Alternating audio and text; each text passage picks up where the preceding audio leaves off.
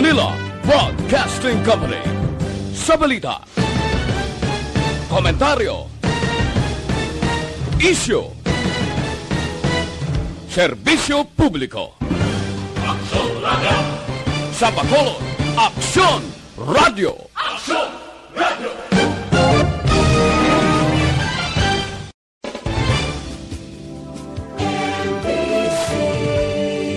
Manila Broadcasting Company. Sa balita, komentaryo, isyu, serbisyo publiko. Aksyon Radio! Sa Bacolod, Aksyon Radio! Aksyon Radio!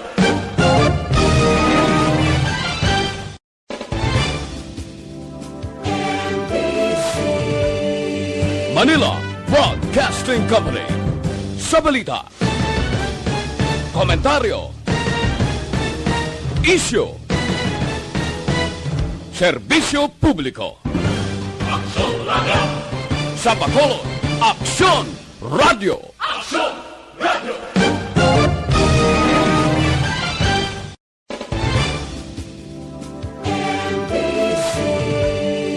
Manila Broadcasting Company. Sa balita, komentaryo, isyu, serbisyo publiko. Aksyon Radio! Sa Bacolod, Aksyon Radio! Aksyon Radio!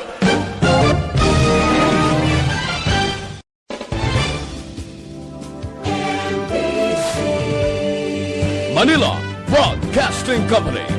Sa balita, komentaryo, isyu, serbisyo publiko. Aksyon Radio! Sa Bacolod, Aksyon Radio! Aksyon Radio!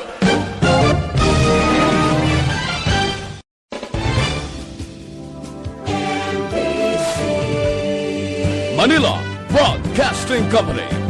Sa balita, komentaryo, isyu, serbisyo publiko. Aksyon Radio! Sa Bacolod, Aksyon Radio! Aksyon Radio!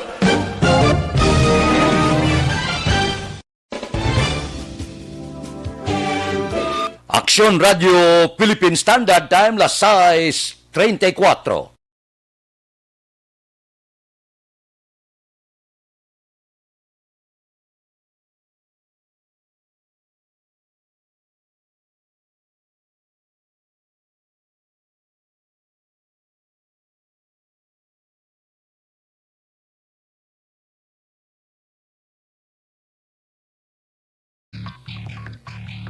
Aksyon Reports, second portion. Ikalidad, kag madalong nga mga analisis sa pinakainit na balita sa bilog na probensya kag nasyon. Aksyon Reports, second portion. Patas kag balanse nga komentaryo sa mga issues kag mga balita nga nagaapekto sa mga pumuluyo sa adlaw-adlaw nga tanan. Aksyon Reports, second portion. Upod sa veterano kag respetado nga komentarista, Aksyon Fred Salanga. Karon nga adlaw Martes, pitsa 4 na bulan sang Mayo, tuig 2021. Anano ang mga balita kag isyo nga atong talakayon karon nga aga. Ini mga balita kag isyo idulong sa inyo sang D3 Bayo. Dako ang mabulig sang D3 Bayo sa pagkakasang kagaw nga nagtapik sa inyo lawas. Tambal pa sa ubo sipon kag hilanat. D3 Bayo, tag 14 pesos lang produkto sang klinika di alternatibo. Kag ginadulong man sa aton sang D3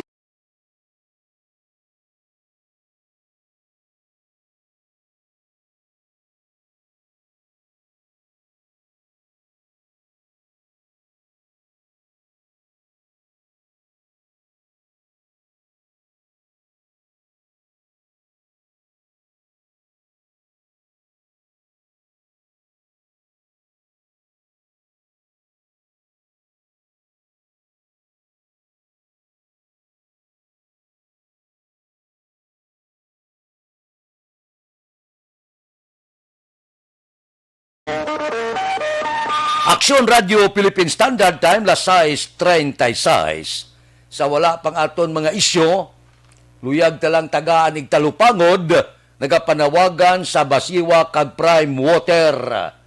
Wala tubig sa kasimana ang PIS4 sa barangay Handumanan, kag pila pagid ka mga barangay diri sa syudad sa Bacolod. Anong natabo?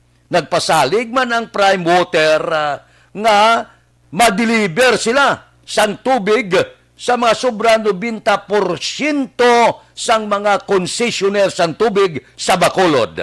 Karon naglala pagid, naglain pagid. Amo man gyapon ang natabo kung hindi ka magpula bugtaw, wala ka tubig. May ara mga barangay nga wala gid nagatubod ng tubig. May ara man nagatubod ng tubig ang Churado Kape. Hindi ka na magbakal sa merkado kape. Salod ka na lang sa Prime Water. Anong natabo sa inyo?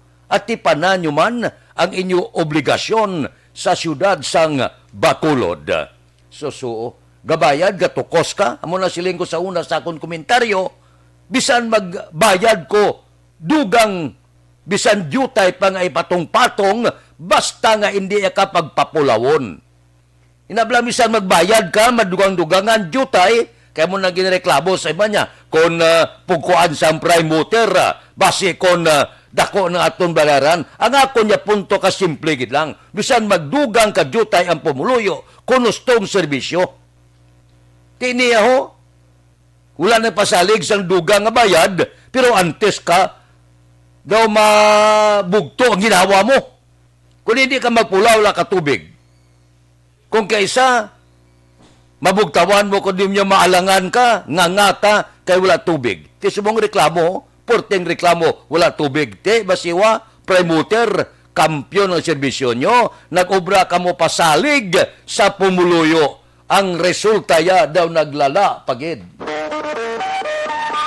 Aksyon Radio Philippine Standard Time, las 6:39. Mabalik kami pagkatapos ini.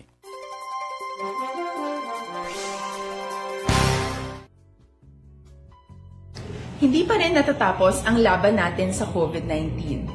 At sa labang ito, isa sa pinakamahalagang armas natin ang tamang impormasyon. Importanteng maalam tayo kung paano ba natin mababawasan ang tsansang mahawaan tayo ng COVID-19.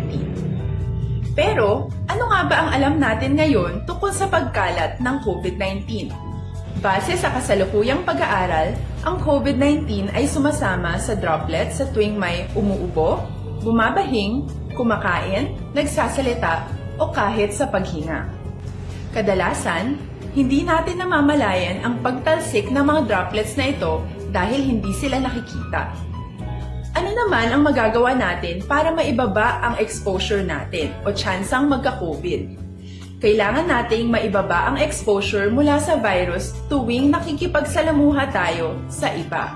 Isa sa pinakamainam na tool ang face mask upang mabawasan ang ating exposure at ang pagkalat ng COVID-19. Kaya naman, face mask ang bida topic natin for today. Binabawasan ng mask ang tsansang makahawa at makapanghawa tayo sa ibang tao. Ayon sa current studies, kaya nitong bawasan ang ating risk of infection ng 67%.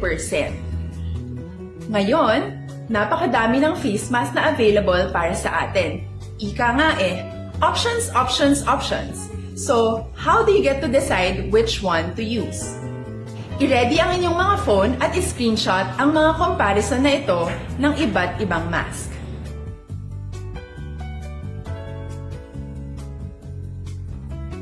Ngayon, alam na natin na maaari tayong gumamit ng cloth mask. Alalahanin po na hindi pwedeng i-side A at side B ang cloth mask. Labhan ito araw-araw gamit ang maligamgam na tubig, detergent at bleach. Para naman po sa mga medical or surgical mask, tandaan na hindi ito maaaring i-recycle. Itapon na ito pag madumi na, basa na, o gamit na. Samantala, ilaan naman po natin ang mga N95 mask para sa ating mga healthcare workers na patuloy na nakikipaglaban sa COVID-19. Huwag din po natin kalimutan na hindi natin nirerekomenda ang paggamit ng N95 respirators with valve. Habang kaya nitong protektahan ka sa virus, hindi naman ito mapoprotektahan ang mga tao sa paligid mo, lalo na kung may sakit ka. Of course, face masks are not enough to protect us. It should still be coupled with other preventive measures. According to studies, kung magsuot ka lang ng mask at didistansya ng at least 1 metrong layo sa iba, mababawasan na agad ang tsansa mong makahawak at mahawaan, kaya ituloy lang natin ang pagprotekta sa ating mga frontliners at komunidad sa pamamagitan ng pagiging bida. B. Bawal walang mask. I. Isanitize ang mga kamay at iwas hawak sa mga bagay. D. Dumistansya ng hindi bababa sa 1 metro. At A. Alamin ang tamang impormasyon. Lahat tayo ay may responsibilidad sa isa't isa na bawasan ang risk nating makuha ang virus. Ang pagsunod sa ating minimum health standard ay isa ring paraan para sabihing nirerespeto kita at gusto ko pareho tayong ligtas. Ang mas agarang pagsasabuhay ng BIDA ay makakatulong sa mas mabilis nating pagbalik sa malusog na bayan. Muli, ako po si Dr. Beverly Ho. Lagi po nating tandaan, sa panahon ng pandemya, bida ang may alam.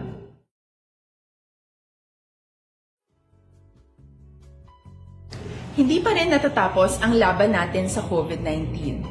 At sa labang ito, isa sa pinakamahalagang armas natin ang tamang impormasyon.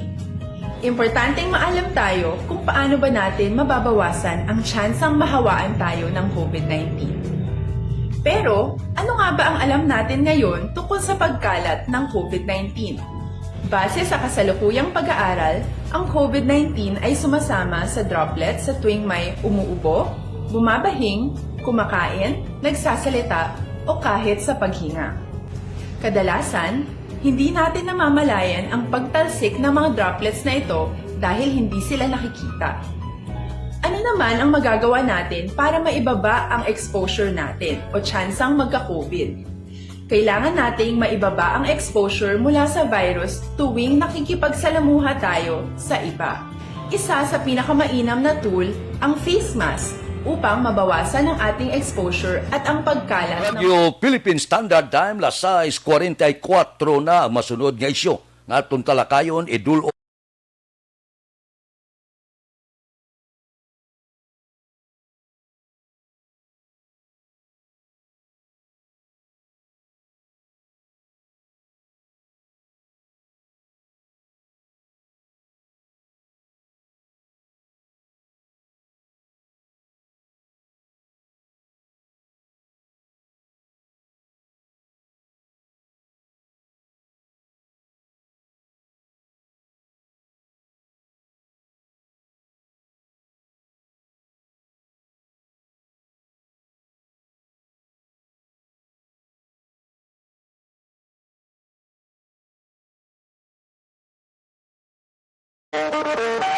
Aksyon Radio Philippine Standard Time, las 6:45 na. Dali lang. Respeto sa pamilya, siniblang isa ka opisyal sa Bacolod nga positibo sa COVID-19, lakip na ang iya sini nga asawa. Ginarespeto naton nga wala pa man sa panugot sa pamilya nga mahinambitan kung sino ini apang ti karon kilala na kung sino ining konsehal nga ara sa hospital. Ang akon punto simple gid lang. Mga senador, kongresista, cabinet members, kagiban pa kung may COVID, ginapahibalo sa publiko. Ang akon advice sa pamilya, sining konsehal, ipahibalo ta ini, kay kung ipahibalo mo ini sa pumuluyo, sa Dakbanwa sa Bacolod, ini nga konsehal, may mga supporter ini siya.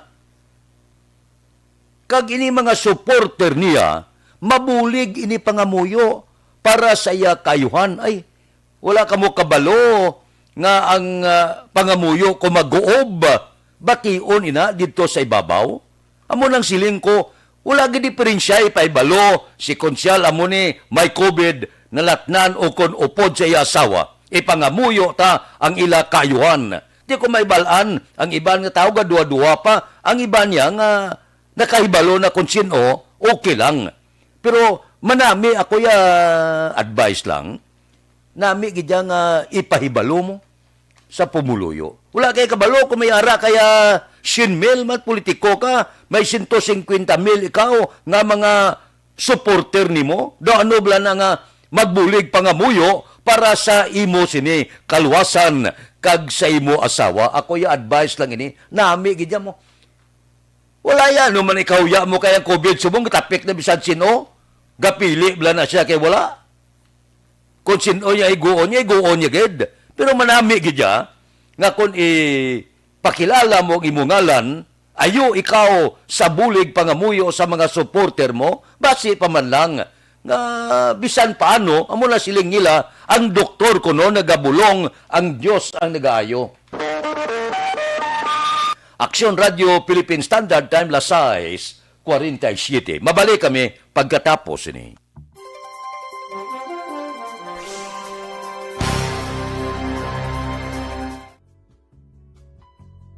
Hindi pa rin natatapos ang laban natin sa COVID-19. At sa labang ito, isa sa pinakamahalagang armas natin ang tamang impormasyon.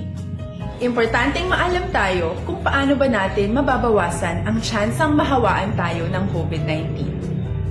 Pero, ano nga ba ang alam natin ngayon tungkol sa pagkalat ng COVID-19? Base sa kasalukuyang pag-aaral, ang COVID-19 ay sumasama sa droplets sa tuwing may umuubo, bumabahing, kumakain, nagsasalita, o kahit sa paghinga.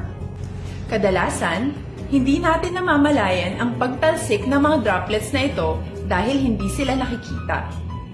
Ano naman ang magagawa natin para maibaba ang exposure natin o tsansang magka-COVID? Kailangan nating maibaba ang exposure mula sa virus tuwing nakikipagsalamuha tayo sa iba. Isa sa pinakamainam na tool ang face mask upang mabawasan ang ating exposure at ang pagkalat ng COVID-19. Kaya naman, face mask ang bida topic natin for today. Binabawasan ng mask ang tsansang makahawa at makapanghawa tayo sa ibang tao. Ayon sa current studies, kaya nitong bawasan ang ating risk of infection ng 67%. Ngayon, napakadami ng face mask na available para sa atin. Ika nga options, options, options. So, how do you get to decide which one to use? I-ready ang inyong mga phone at i-screenshot ang mga comparison na ito ng iba't ibang mask.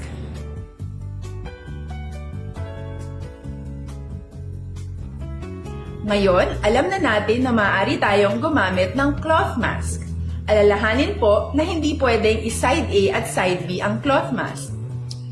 Labhan ito araw-araw gamit ang maligamgam na tubig, detergent at bleach. Para naman po sa mga medical or surgical mask, tandaan na hindi ito maaaring i-recycle. Itapon na ito pag madumi na, basa na, o gamit na. Samantala, ilaan naman po natin ang mga N95 mask para sa ating mga healthcare workers na patuloy na nakikipaglaban sa COVID-19. Huwag din po nating kalimutan na hindi natin nirerekomenda ang paggamit ng N95 respirators with valve. Habang kaya nitong protektahan ka sa virus, hindi naman ito mapoprotektahan ang mga tao sa paligid mo, lalo na kung may sakit ka. Of course, face masks are not enough to protect us. It should still be coupled with other preventive measures. According to studies, kung magsuot ka lang ng mask at didistansya ng at least 1 metrong layo sa iba, mababawasan na agad ang tsansa mong makahawa at mahawaan, kaya ituloy lang natin ang pagprotekta sa ating mga frontliners at komunidad sa pamamagitan ng pagiging bida. B. Bawal walang mask. I. Isanitize ang mga kamay at iwas hawak sa mga bagay. D. Dumistansya ng hindi bababa sa 1 metro. At A. Alamin ang tamang impormasyon. Lahat tayo ay may responsibilidad sa isa't isa na bawasan ang risk nating makuha ang virus. Ang pagsunod sa ating minimum health standard ay isa ring paraan para sabihing nirerespeto kita at gusto ko pareho tayong ligtas. Ang mas agarang pagsasabuhay ng B, I, D, A ay makakatulong sa mas mabilis nating pagbalik sa malusog na bayan. Muli, ako po si Dr. Beverly Ho. Lagi po nating tandaan, sa panahon ng pandemya, bida ang may alam.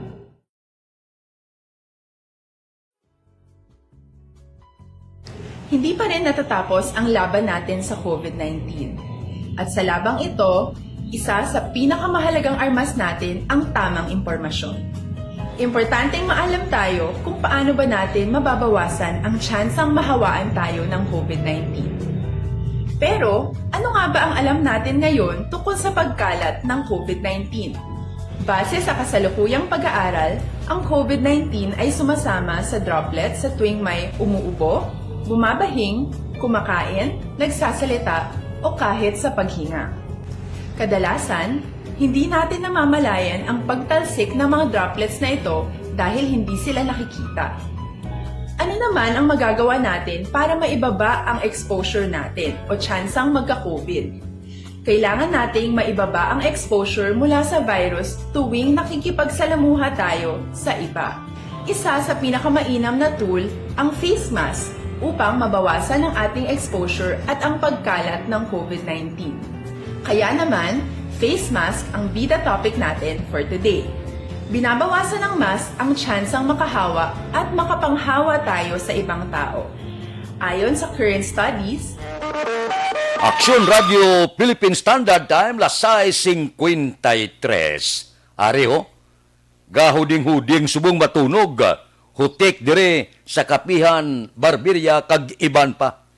Ang kalabanan nagagwa nga balita, bangod kon maglala ang pandemic sa pungsod Pilipinas posible. Wala sang eleksyon nga matabo sa tuig 2022. Ginayam sa pamangkot ang COMELEC. Pero kung pamatian tang COMELEC, ang 2022 nga presidential kag lokal nga eleksyon madayon gid sa Mayo 9 sa likod sang COVID-19 pandemic. Amo niya pasalig sa COMELEC kamay ara nakabalaka subong nga posible may rason ang Malacañang nga magpospon sang eleksyon kung maglala ang pandemic kag madamo ang maigo sang COVID-19. Pero ang COMELEC iyaga pasaligid nya dayunon tagid kon pabatian ta ang spokesperson sang COMELEC nga si James Jimenez, siling niya gindugangan na ang presinto para sa tuig 2022. 110,000 na, taas ikumparar sa tuig 2019 nga 84,000 lang ka presinto. Kag magadugang pagid sang dugang nga mga presinto ang COMELEC.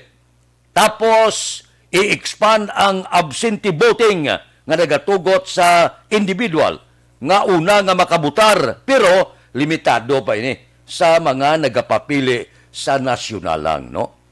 Ang mga politiko lang nga nagapapili sa nasyonal. Tiyan mo ni subong ang sabat sa COMELEC niya wala. Subong ginatun-an na kag sigurado madayon gid ang eleksyon. Kay base sa record sa COMELEC, may mga 61 milyones nga mga narehistro nga butante para sa tuig 2022. Apang ginklaro niya nga wala pa ini matinluan ng record bangod ang kadamuon nagaupod pa ini sa mga nagkalamatay bangod sang COVID-19. So maiban-ibanan pa ini. Ariglar na subong, ginasuma ang kabilugan sang butante minus sa mga nagkalamatay. So, ginadula nila ang mga huding-huding nga posible mapospond ang eleksyon sa tuig 2022. Hiling sang COMELEC, himuon namon ang tanan nga mga health protocol sundon, ang social distancing sundon. Pero, madayon ang eleksyon sa gintalana Mayo 9, 2022. Aksyon Radio Philippine Standard Time, las 6:56. Mabalik kami pagkatapos ini.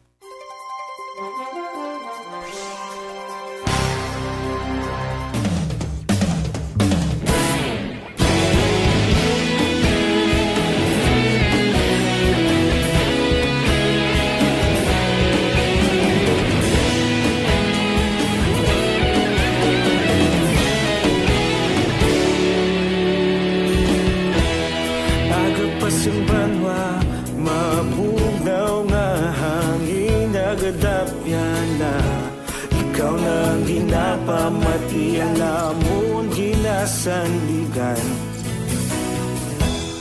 Tingog sang probinsya, kamatuuran ginapalap na.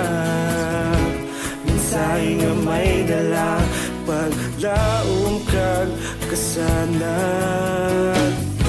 Tinuig na nagligan, ikaw gihapon ang ako nga istasyon. Sa pagbudlak sang adlaw, sa pagtuhaw sang biton, mga balita nga dala inspirasyon. Aksyon radyo, bakolod man sa gihapon. Padayon aksyon radyo, bakolod saludo sa imo. Padayon aksyon radyo, salamat isa pagserbisyo.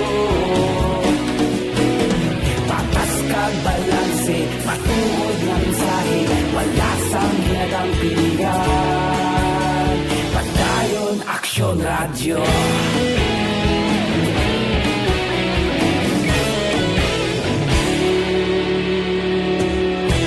Pagkolon kag Negrosanon, inyong nga pamatian. Istasyon nga nagapalaplag sang kamatuuran. Mabakod nga prinsipyo, reporter handa sa serbisyo. Kahapon, karon kag sa gihapon, kita magapadayon. Tinuig na nagligan, ikaw gihapon ang ako nga istasyon. Sa pagbutlak sang adlaw, sa pagtuhaw sang biton, mga balita nga may dala inspirasyon. Aksyon radyo, bakolon man sa gihapon. Padayon aksyon radyo, bakolon saludo sa imo. Padayon aksyon radyo, salamat sa pagserbisyo. Patas kag balanse, matuod na mensahe, wala sang ginadang pilihan. Padayon aksyon radyo. Una sa balita, una sa aksyon, sa Bacolod Aksyon Radio. Una sa balita, una sa aksyon, sa Bacolod Aksyon Radio. Kita ulog na ngay, sagsay ang mga kalintangan. Responsable at ang balita, pagdayon na ipalaknan. Malasig pero sigurado, aksyon na may dala pagpalanggan.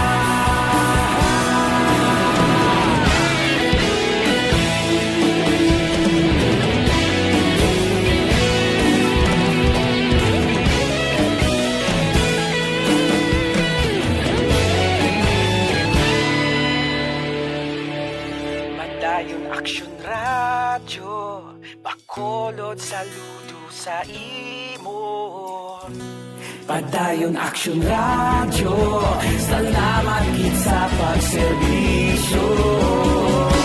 Padayon aksyon radyo, bakolod saludo sa imo. Padayon aksyon radyo. Standard Time, las 7:01. Ang mga balita kag isyo nga inyo nabatian gindulong sa aton sang Tigalia kay Sonia Agravante Colingay sa iya ika-54 nga pagsukat. Aksyon Radio Philippine Standard Time, las 7:01 na, standby na sa aton Aksyon Balita Morning Edition. Liwat magadulong sa aton sa mga balita lokal, national, international, sports kag artista. Upod kita kay Aksyon Boy Duran kag Aksyon Dorel Cabato. Aksyon Fred Salanga, una sa balita, una sa aksyon sa Bacolod Aksyon Radio. Aksyon Radio!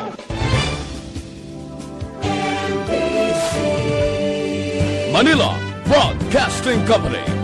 Sa balita, komentaryo, isyu, serbisyo publiko, Sulaga.